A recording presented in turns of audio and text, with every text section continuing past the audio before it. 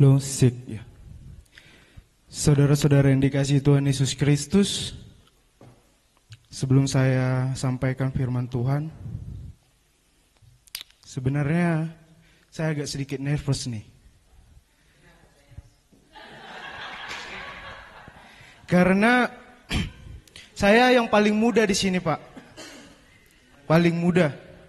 Tahunan saya baru terhitung 8 bulan jadi pendeta. Seperti itu.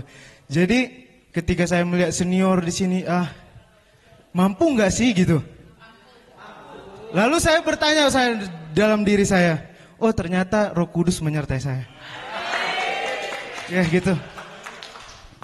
Saya akan perkenalkan, nama saya Sardi Lamot Parulen Stanggang. Ibu yang melahirkan saya, Boru Sinaga.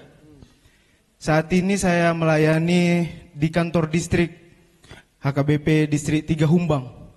Dan kalau tentang pelayanan jam terbang berkhotbah Bapak, mungkin 1 tahun bisa terhitung hanya 12. Tidak seperti Amanginang yang tiap minggu, bahkan 1 minggu itu bisa 7 atau 8 kali. Jadi kalaupun firman Tuhan yang saya sampaikan kurang, biarlah Roh Kudus yang memenuhi hati Bapak Ibu. Saudara-saudara yang dikasihi Tuhan Yesus Kristus, khotbah yang saya sampaikan melalui firman Tuhan diambil dari Yohanes 14 ayat 25 sampai dengan ayatnya yang ke-27. Saya akan baca bagi kita bisa buka di Alkitab kita.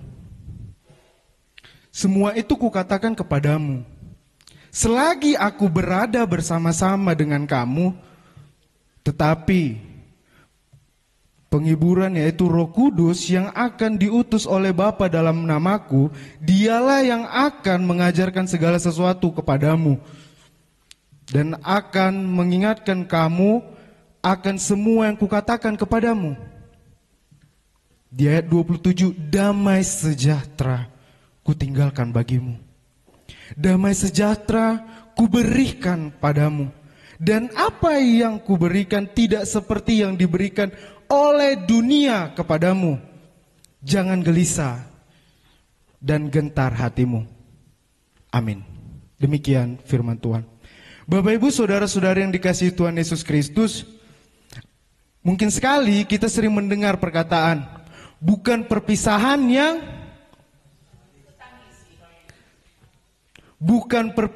yang aku tangisi, namun pertemuanlah yang aku sakit banget memang kalau putus ya misalnya. Namun di sini bukan cerita tentang putus cinta, bukan. Di sini mengisahkan tentang bagaimana perjalanan Yesus bersama murid-muridnya. Mereka telah lalui banyak perjalanan. Seperti itu. Bahkan mulai dari penyembuhan, Yesus mengajak muridnya menjadi murid seperti itu. Banyak penolakan. Kita sering sekali ketika Yesus mengajak murid-muridnya, ayo ikut aku. Lalu muridnya berkata apa? Nanti dulu dong Tuhan. Aku permisi dulu dong ke keluargaku. Sampai dengan ada perkataan seperti ini ya. Biarkan orang mati mengubur yang mati. Sampai dengan seperti itu. Kenapa? Tuhan tidak mau menunda kehadiran murid-muridnya dalam pelayanannya. Tapi luar biasanya Tuhan, Yesus di dalam nats ini, dia meninggalkan pesan, kesan, nasihat, bahkan meninggalkan warisan kalau saya bilang. Ketika ia mau berpisah dengan murid-muridnya. Lalu saya bergumul tadi malam, lama juga saya tidur. Makanya saya tahu pendeta Tony juga lama tadi tidur kan, seperti itu. Saya bergumul gini, 5 hari loh. Kami berkumpul di KKI yang dipilih oleh HKBP Pusat. Namun saya agak sedikit pesimis. Kami tidak seperti keluarga Bapak. Hubungan itu masih jarak antara aku kenal kamu. Ya kalau kau tidak kenal aku, ya no problem seperti itu. Lalu saya bertanya dalam diri saya, apakah setelah pulang dari sini ada kerinduan saya untuk bertemu dengan abang kakak? Untuk bertemu dengan Amanginang, untuk bertemu dengan panitia kami. Seperti itu, saya bertanya dalam diri saya. Lalu ketika Yesus mau meninggalkan murid-muridnya, ada kesan ketika saya berada di situ, mungkin saya bilang, Tuhan jangan tinggalkan kami. Jangan dong tinggalkan kami, kita udah berjalan loh 3 tahun, 4 tahun, 5 tahun seperti itu istilahnya. Lalu saya akan berkata, Inang, saya rindu loh, udah 5 hari kita sama di sini, makan bersama, pagi, siang, sore, itu aja yang saya lihat. Meskipun di sini Amang Inang sudah laku semua, saya yang belum laku, ya seperti itu ya. Bapak Ibu, saudara-saudara yang dikasihi Tuhan Yesus Kristus. Dikatakan tadi di sini bagi kita, aku akan memberikan kepadamu. Kepadamu itu kepada siapa? Apakah hanya kepada murid-muridnya? Bukan.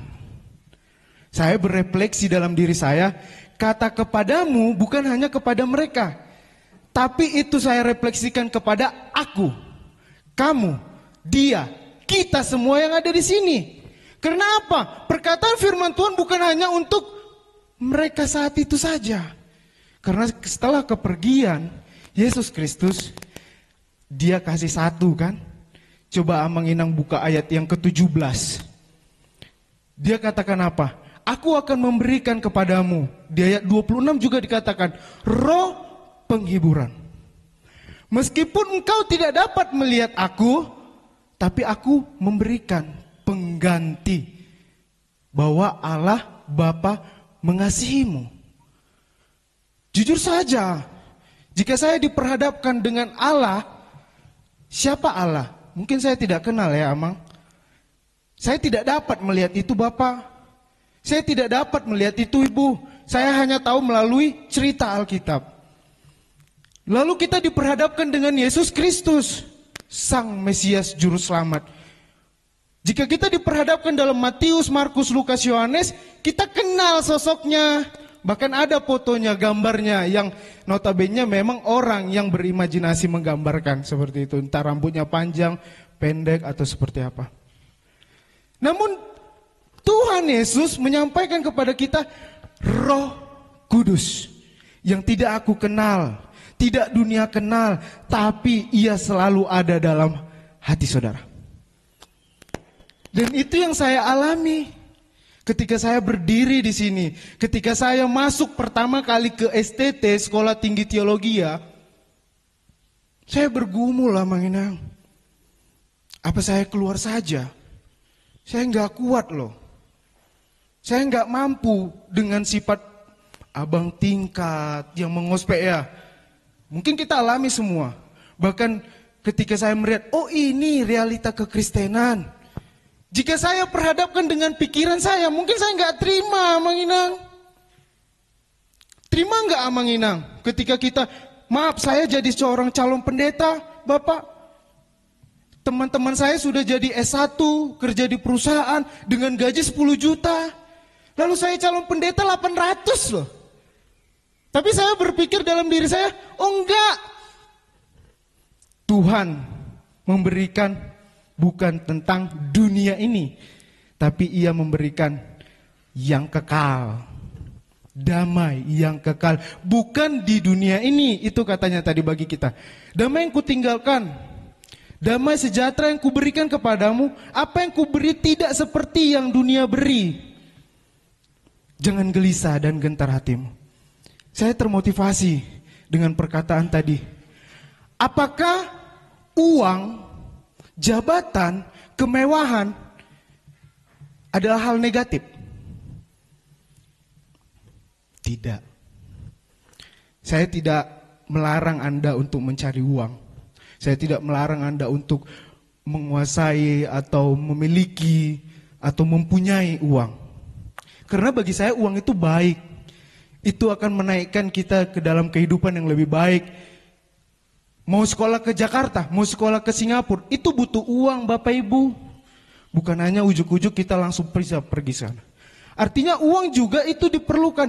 Tapi itu bukan menjadi suatu kebahagiaan ketika uang menguasai hatimu. Tapi ketika hatimu menguasai uang, engkau yang mengatur jalannya uang, engkau mengatur jalannya cerita itu. Lalu Bapak Ibu, saudara-saudari, dikatakan tadi bagi kita, roh yang diberikan Tuhan Yesus kepada kita, yang ditinggalkan kepada kita, itulah yang membawa kita ke dalam kedamaian. Apakah kedamaian bisa dibeli? Tidak. Saya yakin Bapak Ibu, ketika banyak persoalan kita, sering sekali kita memilih cara yang instan. Mau berdamai dengan cara tidur, karena nggak bisa tidur, beli obat. Itu kan instan emang ya. Beli obat, minum, lalu tidur. Tapi apakah itu jawaban? Tidak. Apakah itu akan kita lakukan selama 10 tahun? Tidak. Itu bukan sebuah jawaban, minum obat, lalu tidur. Lalu dikatakan tadi, jangan gelisah dan gentar hatimu. Ketika kita gelisah, ganda melana gitu ya. Kalau kita gelisah, yang kita cari siapa? Tuhan katakan jangan gelisah. Tapi itu tidak bisa dipungkiri dalam hidup kita emang ya. Ketika ditanyakan, engkau gelisah enggak? Gelisah dong. Kenapa? Masih tanggal 2. Kan itu. Padahal penggajian tanggal 26 seperti itu ya. Artinya apa? Tipis kantong dek katanya. Oh, itu sebuah kegelisahan. Lalu kegelisahan apa lagi yang terjadi? Banyak Amang Inang pulang ke rumah tangga seperti ini, anak seperti ini, itu sebuah kegelisahan, kecemasan. Lalu orang akan cari cara instan. Bapak-bapak ya, abang kami di sini, ia akan pergi ke Lapo. Mungkin bapak kurang mengerti tentang Lapo. Lapo itu gede tua atau di kota-kota besar bioskop lagi. Apa namanya? Kafe ya. Pergi ke sana cerita dengan temannya, minum blek pulang mabok. Hilang masalah enggak? Hilang 50% hilang, saya jamin ya Pak ya. 50% kalau kita pulang ke rumah mabuk hilang. Tapi besok paginya tambah 100%. Alanya, kenapa tambah? Karena istrinya merepet. Kenapa kau pulang mabuk? Gogok. Kan itu. Sama seperti para ibu. Menghindari masalah, kecemasan, kegelisahan, pergi ke tetangganya.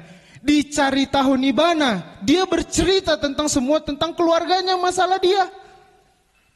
Apa itu? Mengurangi masalah, kecemasan? Iya, 50%.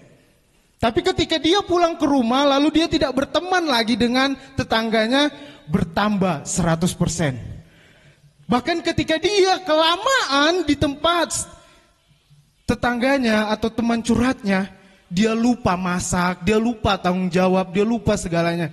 Yang ada apa? Bukan masalah itu berkurang, namun semakin bertambah. Bapak Ibu saudara-saudara yang dikasihi Tuhan Yesus Kristus. Kenapa Tuhan Yesus katakan, damai sejahtera tidak seperti apa yang diberikan dunia. Kebahagiaan, kedamaian itu berbeda dengan apa yang diberikan Allah atau Tuhan Yesus Kristus. Saya percaya karena 2013, 2014 saya melakukan pelayanan kepada anak jalanan di Pajak Oras. Selama 1 tahun itu saya tidak pernah pertanyakan pertanyaan yang mau saya tanyakan ini. Saya tanyakan seperti ini. Apa sih berkat yang sampai saat ini engkau syukuri? Selama ini saya tidak pernah buka itu, tapi karena saya sudah mau selesai pelayanan 1 tahun, lalu saya tanyakan. Ternyata jawaban mereka simple, kebahagiaan, berkat yang mereka terima, atau kedamaian hati mereka itu ketika mereka pulang, bawa uang sedikit, bukan banyak, tapi itu bisa membuat orang tuanya tersenyum. Simple loh Amang Inang ternyata. Berbeda dengan seorang yang mendapatkan gaji dengan segampangnya di tanggal yang sama dia akan terus dapat gaji. Anak-anak ini Amang Inang, dia pergi hanya bermodalkan mangkok, bahkan kaleng-kaleng yang diisi kelereng, pergi ke jalanan teng sambil bernyanyi meskipun tidak bagus, tapi ketika kita kasih uang 500, dia sangat gini, terima kasih Tuhan. Terima kasih Tuhan, kau baik. Itulah yang tidak kita dapat sampai saat ini Bapak Ibu. Ketika kita mampu mensyukuri nikmat, berkat yang kita peroleh. Bahkan kita sampai saat ini sering sekali masih bersungut-sungut. Dapat yang ini, dapat yang ini, dapat yang ini, masih kekurangan. Sudah dikasih ini, sudah dikasih ini, sudah dikasih ini, masih kekurangan. Lalu siapa yang salah? Saya katakan itu bukan salah Roh Kudus. Tapi kembali bahwasanya itu rancangan Tuhan.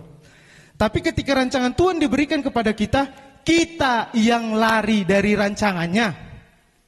Kita yang meninggalkan Roh Kudus. Dikatakan bahwasanya aku tidak akan meninggalkanmu. Aku akan memberikan Roh Kudus, bahkan kedamaian itu kepadamu. Tapi ketika kita sendiri yang menarik diri kepada Roh Kudus, itu bukan salah Roh Kudus itu bukan salah Yesus. Dalam hati kita Bapak Ibu Saudara-saudari, coba renungkan, apakah dalam diriku ada Roh Kudus?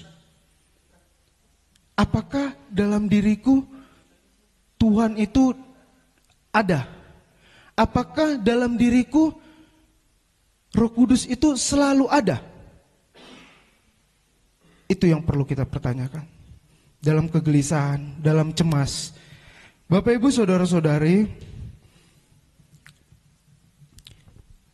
Roh Kudus menyertai kita, membimbing kita. Tapi ketika kita yang lari atau meninggalkan Roh Kudus, itu menjadi sebuah dosa. Saya kenapa katakan bahwa Roh Kudus ada dalam diri saya? Ini mungkin terjadi juga kepada Bapak Ibu. Ketika Bapak Ibu mau mengambil sesuatu yang bukan milik Bapak Ibu, pasti ada dalam hati, ku ambil enggak? Ku ambil enggak? Ku ambil enggak? Lalu kita akan membimbangkan diri kita sendiri dengan jawaban hati atau pikiran. Ketika hati, maka kita tidak akan mengambil itu. Tapi ketika pikiran, aku butuh itu, aku akan mengambil yang bukan menjadi hakku. Yang terakhir Bapak Ibu, pesan yang mau saya sampaikan juga di sini.